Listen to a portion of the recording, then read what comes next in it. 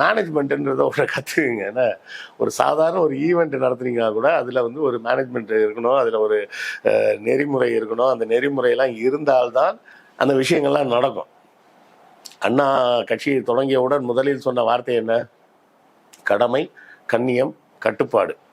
கடமையை செய்ய வேண்டும், அதை கண்ணியமாக செய்ய வேண்டும், அதை கட்டுப்பாட்டுடன் செய்ய வேண்டும். கூட்டமாக சேரும்போது எப்பவும் என்ன ஒரு பிரச்சனை வரும்னா, மாப் மென்டாலிட்டி அப்படிம்பாங்க.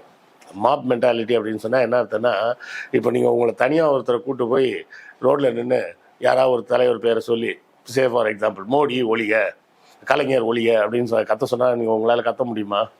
உங்களால் முடியாது. ஆனால் ஒரு 10 பேர் நிற்கும்போது கூட்டத்துக்குள்ளே நின்றுட்டு கத்த சொன்னால் கத்த முடியும்ல? அப்படி கத்துறது அதுக்கு தான் பேர் மாப் மென்டாலிட்டி. தனியாக செய்ய முடியாத காரியங்களை கூட்டமாக இருக்கும்போது செய்ய முயற்சி செய்வார்கள். இன்னொன்று என்னென்னா அட்டென்ஷன் சீக்கிங். அட்டென்ஷன் சீக்கிங்னா எல்லாரும் கும்பலாக நிற்கும்போது ஒருத்தன் மட்டும் உள்ளே வந்து பல்ட்டி அடிப்பான். என்னன்னா எல்லாரும் அவனை பார்ப்பாங்க அப்படின்றதுக்காக. இந்த மாதிரி கூத்துகள் தான் வந்து விஜயோட கட்சியில் தொடர்ந்து நடந்துகிட்டு இருக்குது.